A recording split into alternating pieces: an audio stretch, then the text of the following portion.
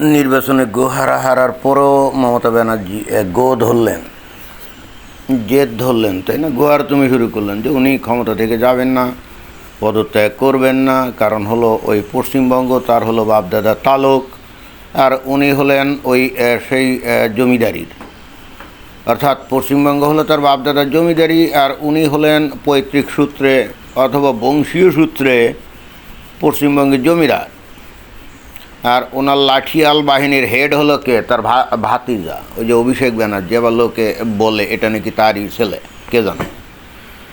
যাকে সেই লাঠিয়াল বাহিনীর সর্দার এবং জমিদার দুইজন মিলে পশ্চিমবাংলাকে তো ছিঁড়ে খুঁড়ে খাচ্ছিল, এবং তাদের মধ্যে অনেক মানে শয়তানি প্ল্যান ছিল যে পশ্চিমবঙ্গকে একেবারে পুরোপুরি চুরমার করে দেয়া, ধ্বংস করে দেয়া যদি যায়, এরকম একটা প্ল্যান তাদের ছিল।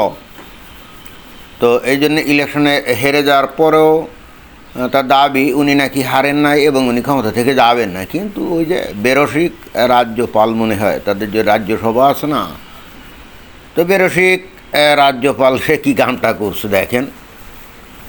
সে তো আবার এই মমতা বন্দ্যোপাধ্যায়ের গোয়ার তুমি আবার পছন্দ করে না। তার বক্তব্য হলো এটা গণতান্ত্রিক দেশ, এখানে কোনো মামাবাড়ির আবদার চলবে না, এখানে জমিদারি সিস্টেমের কোনো ধান্দাবাজি চলবে না।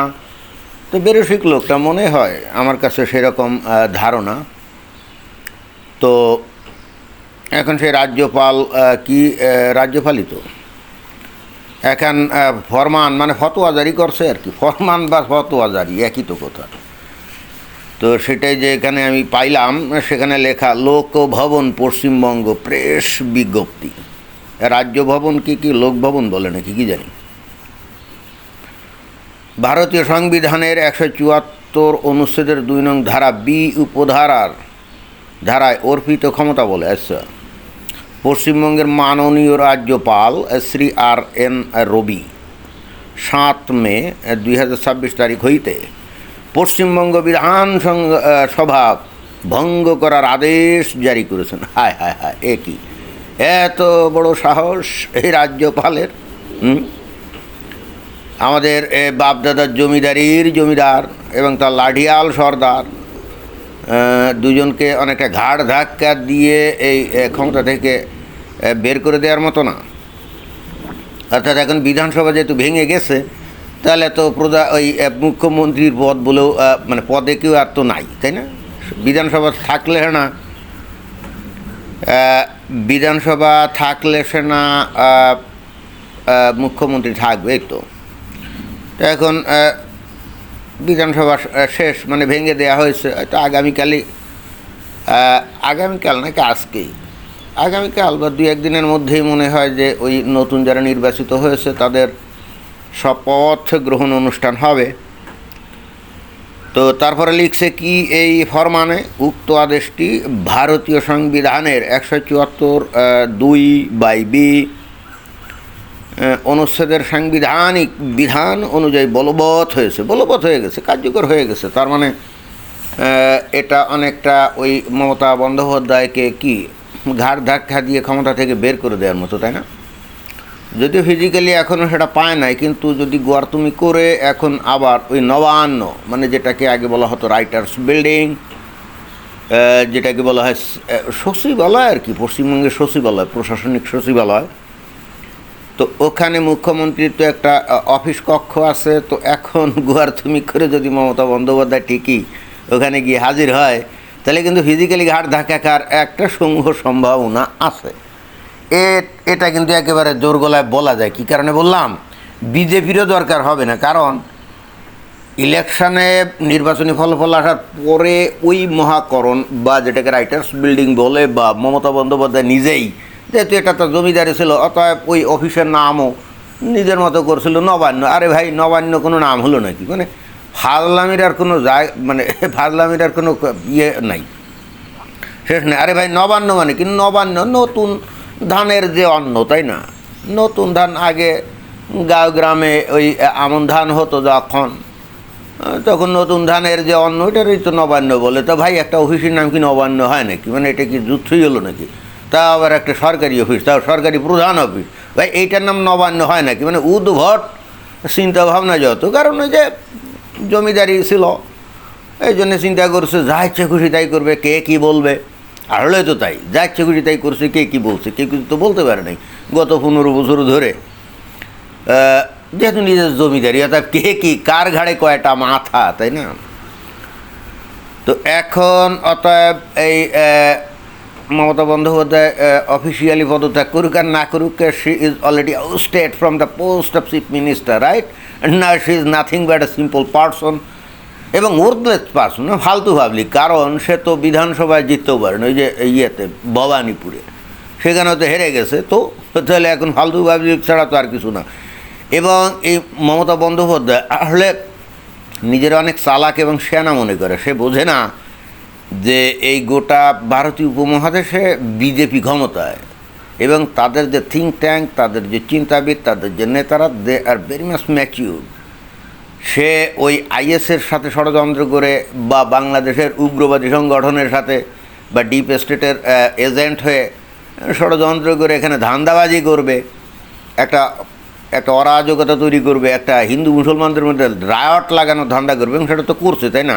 শুভেন্দু অধিকারীর যে পার্সোনাল সেক্রেটারি বা পার্সোনাল অ্যাসিস্ট্যান্ট, তাকে গুলি দিয়ে মারছে না। এবং আপনারা যদি খোঁজ করেন দেখবেন যে একসময় এই যে ইনভেস্টিগেশন চলছে না, এটা নিয়ে তো আমি একটা ভিডিও করছি, আমার কেন জানি মনে হয় দেখবেন যে মুসলিম সম্প্রদায়ের কোনো গুন্ডা বদমাশকে দিয়ে এই কাজটা করিয়েছে। কেন জানেন?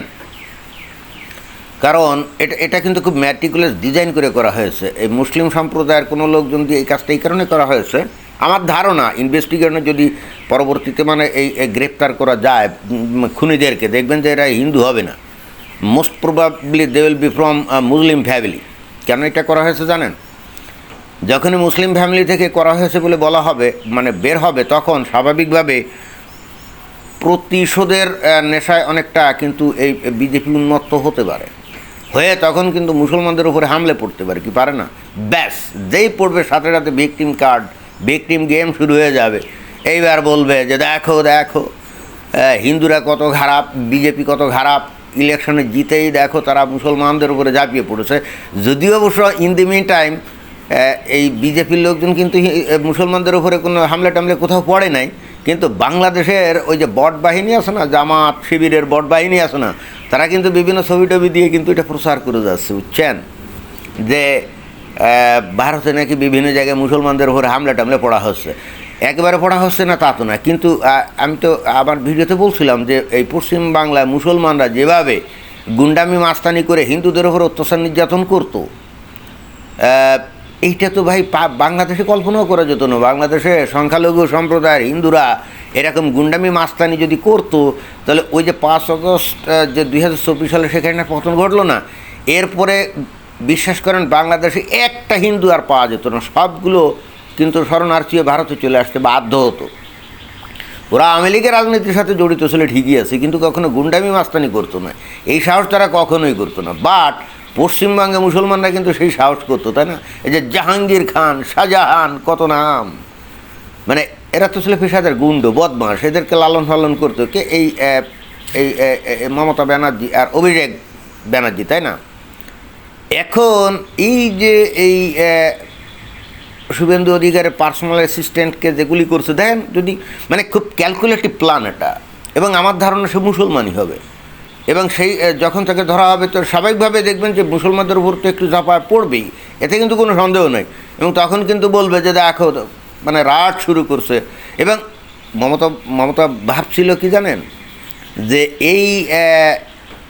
এই বিধানসভা ভেঙে দেওয়া বা ওই নতুন সাংসদ যারা, অর্থাৎ ওই নতুন যারা নির্বাচিত হয়েছে, তারা ওই শপথ গ্রহণের আগেই হয়তো ওই খুনি ধরা পড়বে, ও মুসলিম হিসেবে চিহ্নিত হবে, সাথে সাথে বিজেপির নেতাকর্মীরা মুসলমানদের উপরে ঝাঁপিয়ে পড়বে, ব্যাস একটা হজবরলা পাকবে, একটা মানে একটা অস্থিরতা তৈরি হবে। হয়তো in the mean time Mamata Bandyopadhyay কিছু সময় পাবে, এবং সে ধান্দায় ছিল যে তার অফিসে গিয়ে অনেক ফাইল টাইল এদিক ওদিক করে সরায় ফেলানো যাতে যায়, কারণ এগুলো থাকলে তো সে ধরা খাবে, তাই না? সে ধরা খাবে, তার বাতিজা ধরা খাবে।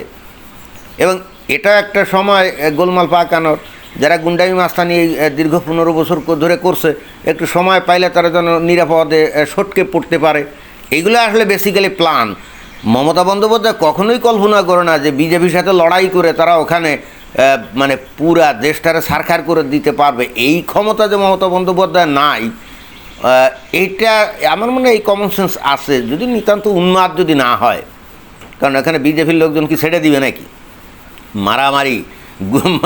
এটাতে কি বিজেপির সমর্থকরা কি ওই তৃণমূল কংগ্রেসের থেকে কম যায় নাকি? মোটেও কম যায় না। এবং সত্যিকার অর্থে এই বিজেপি ছাড়া এখানে অন্য কোনো দল শক্তিশালী হয়ে কিন্তু মমতাকে কিন্তু এখানে হঠাতে পারতো না। অর্থাৎ যেমন ওই যে বলি, যেমন কুকুর তেমন মগুর, এখানে খেলা জমছে ভালো। মমতা বন্দ্যোপাধ্যায় এই পশ্চিমবঙ্গকে সারখার করার জন্য কিন্তু একেবারে শেষ মুহূর্ত পর্যন্ত সে চেষ্টা করে গেল, বাট ফেল মেরে গেল। এখন তো প্রাক্তন হয়ে গেছে, এখন তো আউট, এখন তো ফালতু পাবলিক, তাই না? কত বড় উন্মাদ চিন্তা করেন, কত বড়। এবং অ্যাট দ্য সেম টাইম নিজে তো বহুত চালু মনে করে না, কাউরে তো তার সাথে বুদ্ধিমান সে তো মনেই করে না। তো এখন দেখেন সে স্বেচ্ছায় পদত্যাগটা করে যদি আসতো, তাহলে কিন্তু তার মান ইজ্জত কিন্তু বজায় থাকতো, এবং সেই ক্ষেত্রে ওই ক্ষমতাসীন বিজেপি হয়তো কিছুটা তাকে সম্মানসমীয় করতো, তাই না? কিন্তু এখন যে কর্মকাণ্ডগুলো করলো, প্রথমত সে ক্ষমতা ছাড়লো না, নাম্বার 2 তাদের গুন্ডা বাহিনী দিয়ে এই শুভেন্দু অধিকারীর পার্সোনাল অ্যাসিস্ট্যান্টকে হত্যা করলো। তাহলে এখন ভাই আর মানে এইবার এই বিজেপির কেউ কেউ যদি এদেরকে তারপরে ইজ্জত দিতে চায়, ভাই তারপরেও তো দেওয়া সম্ভব হবে না, তাই না? অর্থাৎ এরা যে আস্থা কুড়ে নিক্ষিপ্ত হবে এবং একটা পর্যায়ে গণরোষের শিকার হয়ে না জানি কি হয়, আমার তো এখন সেই সন্দেহ হচ্ছে। তবে তারা নিজেদেরকে অত্যাধিক ক্ষমতাশালী মনে করছিল, কিন্তু তাদের বুঝতে হবে যে বিজেপি ভারতে ভয়ঙ্কর শক্তিশালী, আর ভয়ঙ্কর শক্তিশালী বলেই কিন্তু একের পর এক ইলেকশনে জিতে তারা ক্ষমতা আছে। এবং তারা ওই ডিপ স্টেটের প্ল্যান, আইএসআইয়ের প্ল্যান, পাকিস্তানের প্ল্যান, বাংলাদেশের উগ্রবাদীদের প্ল্যান সব জানে, এবং এগুলো এগেনস্টে কী পদক্ষেপ নিতে হবে সেটাও তারা জানে। এত কাঁচা খেলা খেলে বিজেপিকে কি বিপদে ফেলা যায়? তো যাই হোক, মমতা বন্দ্যোপাধ্যায় জীবনের শেষে এসে ভয়ঙ্কর ভুল করলো, ইজ্জতমান নিয়ে যাইতে পারতো, সেই সুযোগ তার ছিল। শেষে পদত্যাগটা করে যদি সব কিছু এভরিথিং নিয়মতান্ত্রিকভাবে করতো, পশ্চিমবাংলার মানুষ কিন্তু তাকে সত্যি মা মাটির মানুষ হিসাবে বা মা মাটির মানুষের নেতা হিসেবে তো কিছুটা হলেও মনে রাখতো। বাট এই লাস্ট মোমেন্টে যা করলো, এই যে শুভেন্দু অধিকারীর পার্সোনাল অ্যাসিস্ট্যান্টকে যে খুনটুন করালো, তাই না? আমি জানি না এর ভবিষ্যৎ কী আছে, অতঃপরে রাস্তা দিয়ে যাইতে গেলে গণপিটুনির শিকার না হয়। আমি কিন্তু ওই আশঙ্কাতেই আছি এখন। ধন্যবাদ।